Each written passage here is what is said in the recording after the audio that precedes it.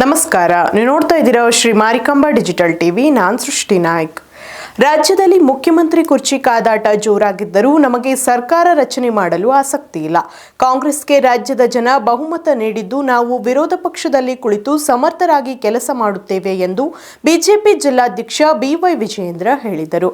ಅವರು ಶಿರಸಿಯಲ್ಲಿ ಸೋಮವಾರ ಮಾಧ್ಯಮಗಳೊಂದಿಗೆ ಮಾತನಾಡಿ ರಾಜ್ಯ ಸರ್ಕಾರದ ವಿರುದ್ಧ ಹರಿಹಾಯ್ದರು.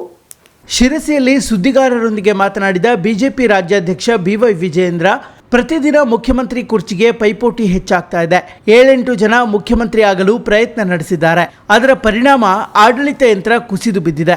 ಸಿದ್ದರಾಮಯ್ಯ ಸಿಎಂ ಆದ ಬಳಿಕ ರೈತರ ಬಗ್ಗೆ ಅಸಡ್ಡೆ ತೋರುತ್ತಿದ್ದಾರೆ. ಕೇಂದ್ರ ಸರ್ಕಾರದ ರೈತ ಸಮ್ಮಾನ್ ಹಾಗೂ ಬಸವರಾಜ ಬೊಮ್ಮಾಯಿ ಸರ್ಕಾರದ ರೈತ ವಿದ್ಯಾಸಿರಿ ಯೋಜನೆಯನ್ನ ಕಾಂಗ್ರೆಸ್ ಸರ್ಕಾರ ರದ್ದು ಮಾಡಿದೆ. ರೈತರ ಸಂಕಷ್ಟಕ್ಕೆ ಸ್ಪಂದಿಸ್ತಾ ಇಲ್ಲ. ಅತಿವೃಷ್ಟಿಯಲ್ಲೂ ರಾಜ್ಯದ ಸಚಿವರು ರೈತರ ಕಷ್ಟ ಕೇಳಿಲ್ಲ ಎಂದು ತೀವ್ರ ಆಕ್ರೋಶ ಹೊರಹಾಕಿದ್ರು. ಯತ್ನಾಳ್ ಅವರು ಸಭೆ ಮಾಡೋದ್ರ ಬಗ್ಗೆ ಅವ್ರು ಸ್ವತಂತ್ರ ಇದ್ದಾರೆ. ಅವ್ರು ಸಭೆ ಮಾಡೋದ್ರ ಬಗ್ಗೆ ನಾನು ಟೀಕೆನೂ ಮಾಡೋದಕ್ಕೆ ಹೋಗೋದಿಲ್ಲ. ಅದ್ರ ಬಗ್ಗೆ ಚರ್ಚೆ ಮಾಡೋಂಥ ಅವಶ್ಯಕತೆ ಇಲ್ಲ. ನಮ್ಮದೊಂದು ರಾಷ್ಟ್ರೀಯ ಪಕ್ಷ ಇದೆ. ಏನು ತೀರ್ಮಾನ ಆಗಬೇಕು ಅನ್ನೋದನ್ನು ನಮ್ಮ ರಾಷ್ಟ್ರ ಮಟ್ಟದ ನಾಯಕರು ಚರ್ಚೆ ಮಾಡಿ ತೀರ್ಮಾನ ಮಾಡ್ತಾರೆ.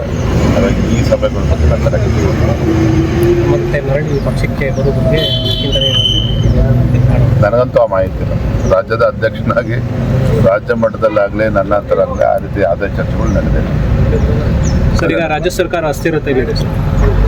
ದಿನಲೂ ಮುಖ್ಯಮಂತ್ರಿ ಅಭ್ಯರ್ಥಿಗೆ ದಿನೇ ದಿನೇ ಮುಖ್ಯಮಂತ್ರಿ ಕುರ್ಚಿಗೆ ಪೈಪೋಟಿ ಜಾಸ್ತಿ ಆಗ್ತಾ ಇರುವಂಥದ್ದು.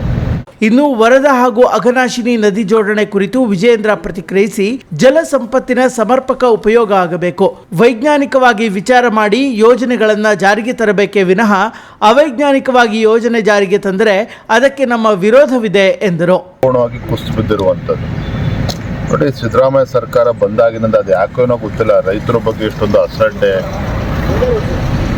ಏನು ಹಿಂದಿನ ಬಿಜೆಪಿ ಸರ್ಕಾರ ಏನು ಪ್ರಧಾನಮಂತ್ರಿಗಳು ಕಿಸಾನ್ ಸಮ್ಮಾನ್ ಯೋಜನೆ ಅಂತಂದು ಕೊಟ್ಟರು. ರಾಜ್ಯ ಸರ್ಕಾರ ಯಡಿಯೂರಪ್ಪ ಮುಖ್ಯಮಂತ್ರಿಗಳಿದ್ದಾಗ 4,000 ರೂಪಾಯಿ ಕೊಡ್ತಾಯಿದ್ರು. ಅದನ್ನು ಕಲ್ಲಾಕುವಂಥ ಕೆಲಸ ಮಾಡಿದ್ರು.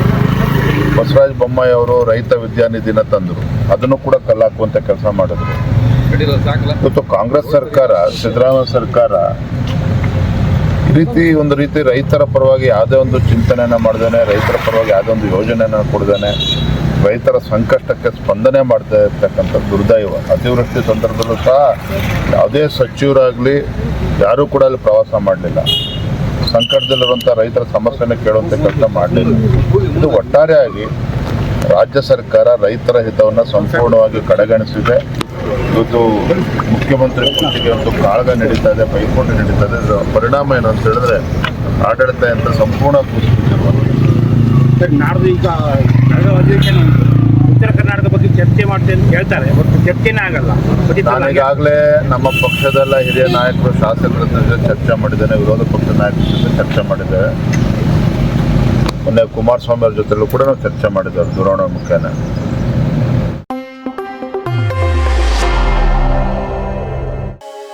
ಜಿಲ್ಲೆಯ ಪ್ರತಿಷ್ಠಿತ ಕೆಡಿಸಿಸಿ ಬ್ಯಾಂಕ್ ಚುನಾವಣೆಯಲ್ಲಿ ಹಾಲು ಉತ್ಪಾದಕರ ಕ್ಷೇತ್ರದಿಂದ ಸತತ 2ನೇ ಅವಧಿಗೆ ನಿರ್ದೇಶಕನಾಗಿ ಆಯ್ಕೆಯಾಗಲು ಸಹಕರಿಸಿದ ಎಲ್ಲ ಮತದಾರ ಬಾಂಧವರಿಗೂ ಹೃದಯಾಂತರಾಳದ ಕೃತಜ್ಞತೆಗಳು.